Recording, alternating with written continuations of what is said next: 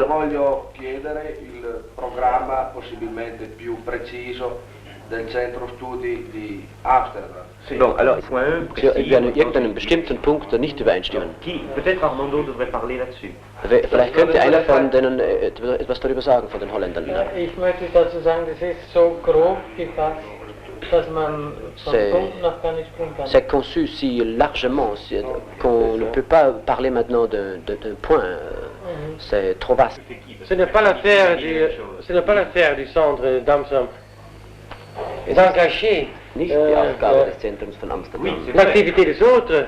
C'est la tâche des autres de s'intéresser aux problèmes de l'urbanisme unitaire qui a été entamé Aujourd'hui, c'est à nous ici d'engager le centre d'Amsterdam dans une direction. Oui, mais eux, ils savent beaucoup plus que nous. Le souvenir est lié au monde des œuvres permanentes. Le souvenir de Rembrandt, ce sont les tableaux dans les musées. Alors nous avons beaucoup d'orgueil, mais pas celui d'être Rembrandt dans les musées. que lui, il ne traduit pas en hollandais, pas audience.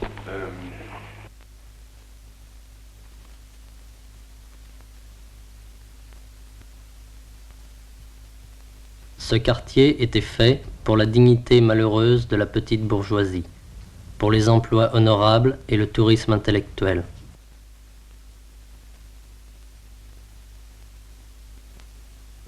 La population sédentaire des étages était abritée des influences de la rue. Ce quartier est resté le même. Il était l'environnement étranger de notre histoire.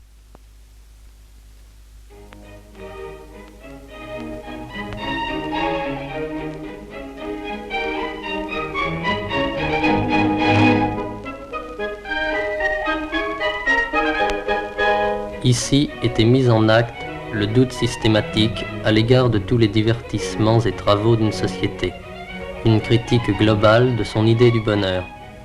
Ces gens méprisaient aussi la prétendue profondeur subjective. Ils ne s'intéressaient à rien qu'à une expression suffisante d'eux-mêmes, concrètement.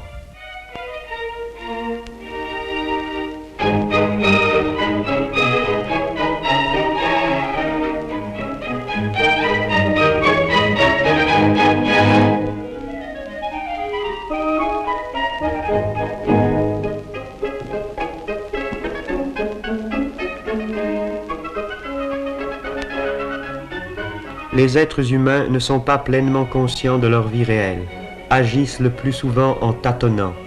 Leurs actes les suivent, les entraînent, les débordent par leurs conséquences. À chaque moment, donc, les groupes et les individus se trouvent devant des résultats qu'ils n'avaient pas voulus.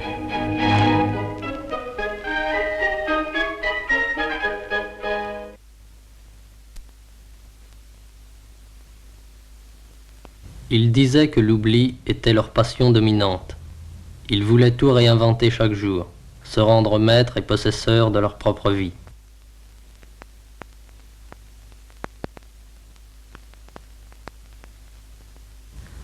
Tout comme on n'apprécie pas la valeur d'un homme selon la conception qu'il a de lui-même, on ne peut pas apprécier de telles époques de transformation selon la conscience qu'en a l'époque. Bien au contraire. On doit expliquer la conscience à l'aide des contradictions de la vie matérielle, à l'aide du conflit qui existe entre les forces de production sociale et les conditions sociales.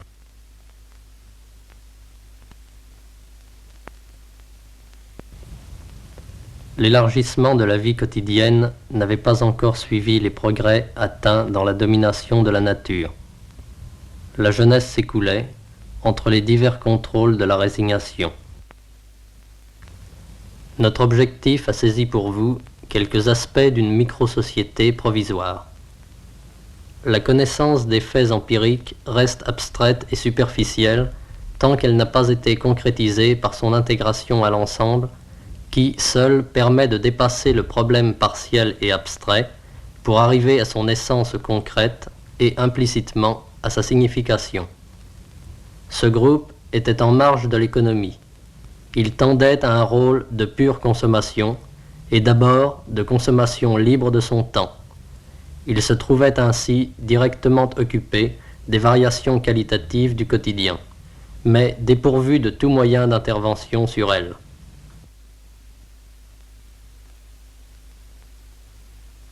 L'aire de déplacement de ce groupe était très réduite. Les mêmes heures ramenaient aux mêmes endroits. Personne ne voulait dormir tôt. La discussion sur le sens de tout cela continuait.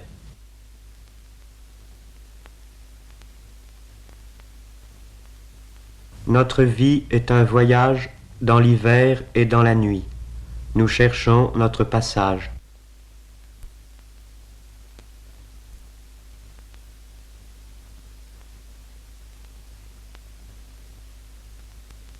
La littérature abandonnée exerçait tout de même une action retardatrice au niveau de quelques formulations affectives.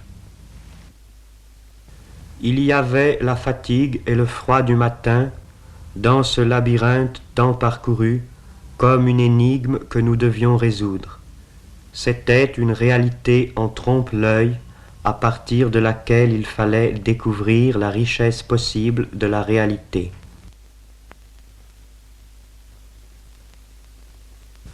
Au bord de la rivière recommençaient le soir et les caresses et l'importance d'un monde sans importance.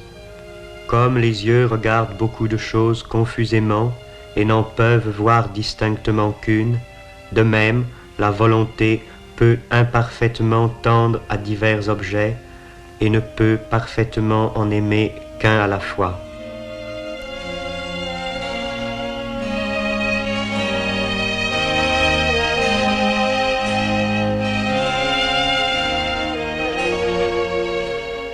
Personne ne comptait sur l'avenir.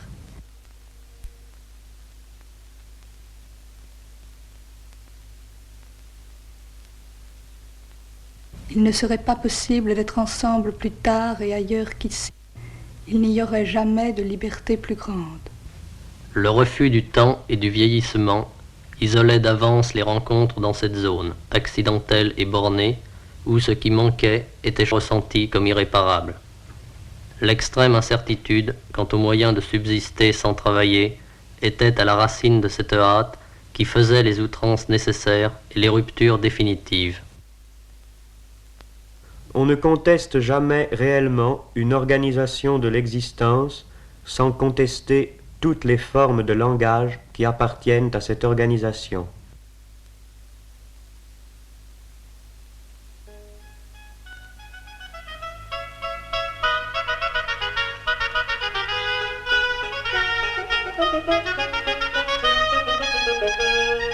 Quand elle s'exerce dans un circuit fermé, la liberté se dégrade en rêve, devient simple représentation d'elle-même.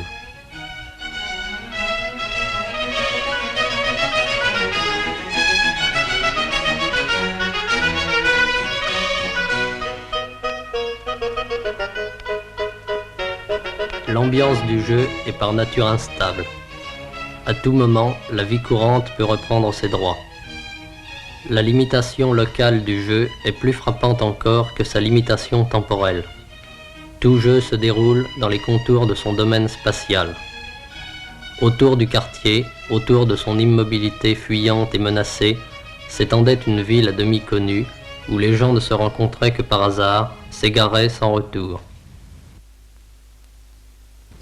Les filles qui se trouvaient là, parce que jusqu'à l'âge de 18 ans, leur famille disposait légalement d'elles, étaient fréquemment ressaisies par les défenseurs de cette détestable institution.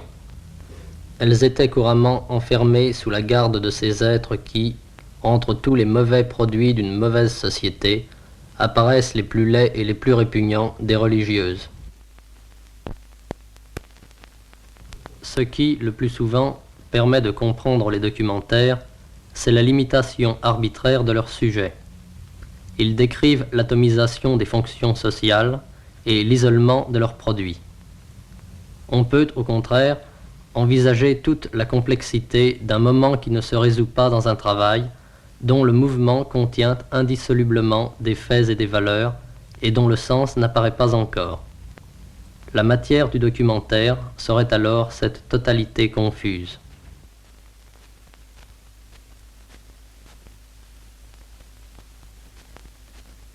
L'époque était parvenue à un niveau de connaissances et de moyens techniques qui rendait possible et de plus en plus nécessaire une construction directe de tous les aspects d'une existence affective et pratique libérée. L'apparition de ces moyens d'action supérieurs, encore inemployés à cause des retards survenus dans la liquidation de l'économie marchande, avait déjà condamné l'activité esthétique, dépassée quant aux ambitions et quant au pouvoir. Le dépérissement de l'art et aussi bien de toutes les valeurs des anciennes conduites avait formé notre base sociologique. Le monopole de la classe dominante sur les instruments qu'il nous fallait contrôler pour réaliser l'art collectif de notre temps nous avait placés en dehors même d'une production culturelle officiellement consacrée à l'illustration et à la répétition du passé. Un film d'art sur cette génération ne sera qu'un film sur l'absence de ses œuvres. Les autres suivaient sans y penser les chemins appris une fois pour toutes vers leur travail et leur maison, vers leur avenir prévisible. Pour eux déjà, le devoir était devenu une habitude et l'habitude un devoir. Ils ne voyaient pas l'insuffisance de leur ville, ils croyaient naturelle l'insuffisance de leur vie.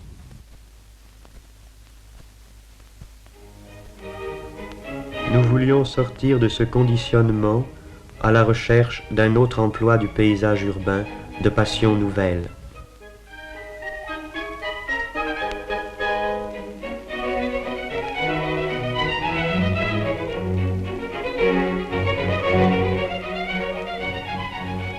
L'atmosphère de quelques lieux nous faisait sentir les pouvoirs à venir d'une architecture qu'il faudrait créer pour être le support et le cadre de jeux moins médiocres.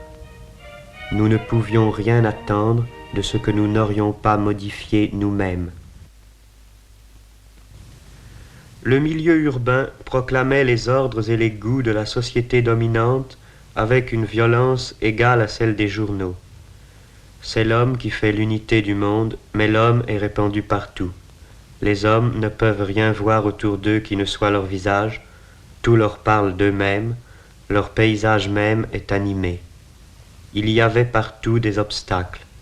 Il y avait une cohérence dans les obstacles de tout genre. Il maintenait le règne cohérent de la misère. Tout étant lié, il fallait tout changer par une lutte unitaire ou rien. Il fallait rejoindre des masses, mais autour de nous le sommeil. La dictature du prolétariat est une lutte acharnée, sanglante et non sanglante, violente et pacifique, militaire et économique, pédagogique et administrative, contre les forces et les traditions du vieux monde. Finalement, dans ce pays, cette fois encore, ce sont les hommes d'ordre qui en sont venus à se faire émeutiers. Ils ont assuré davantage leur pouvoir. Le grotesque des conditions dominantes, ils ont pu l'aggraver selon leur cœur. Ils ont décoré leur système avec les pompes funèbres du passé.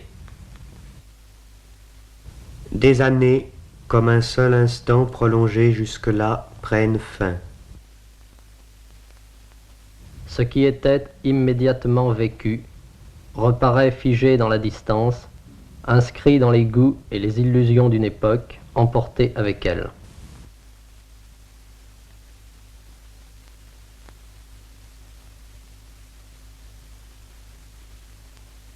L'apparition d'événements que nous n'avons pas faits, que d'autres ont fait contre nous, nous oblige à mesurer désormais le passage du temps, ses résultats, la transformation de nos propres désirs en événements.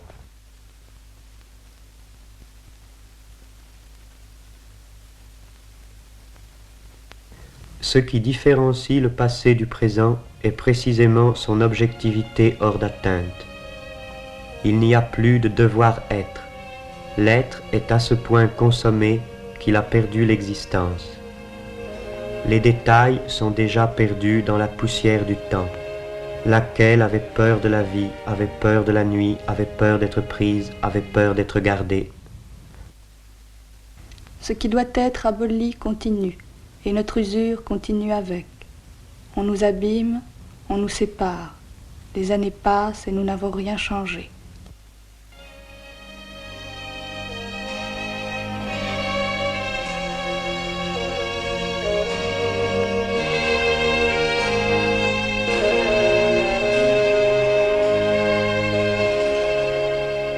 Encore une fois, le matin, dans les mêmes rues. Encore une fois, la fatigue de tant de nuits pareillement traversées. C'est une marche qui a beaucoup duré. Vraiment difficile de boire davantage.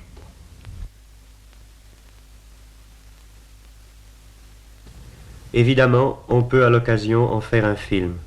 Cependant, même au cas où ce film réussirait à être aussi fondamentalement incohérent et insatisfaisant que la réalité dont il traite, il ne sera jamais qu'une reconstitution, pauvre et fausse comme ce travelling manqué.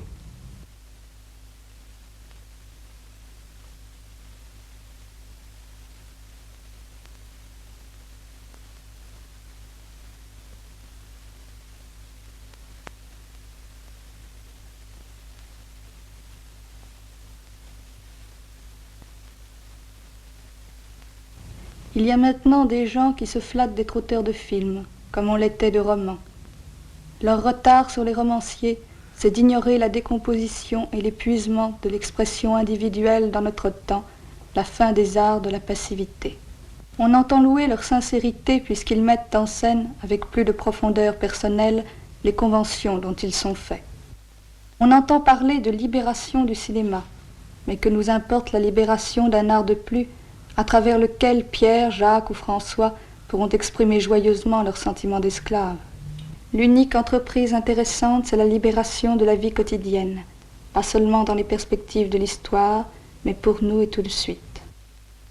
Ceci passe par le dépérissement des formes aliénées de la communication. Le cinéma est à détruire aussi.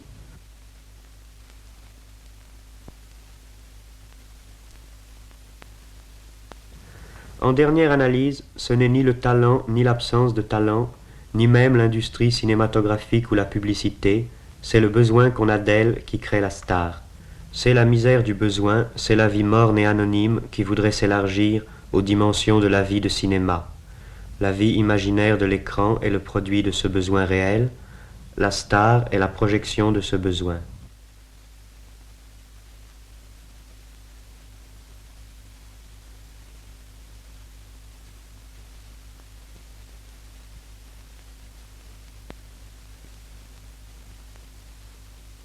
Les images des entr'actes conviennent mieux que toutes les autres pour évoquer un entr'acte de la vie.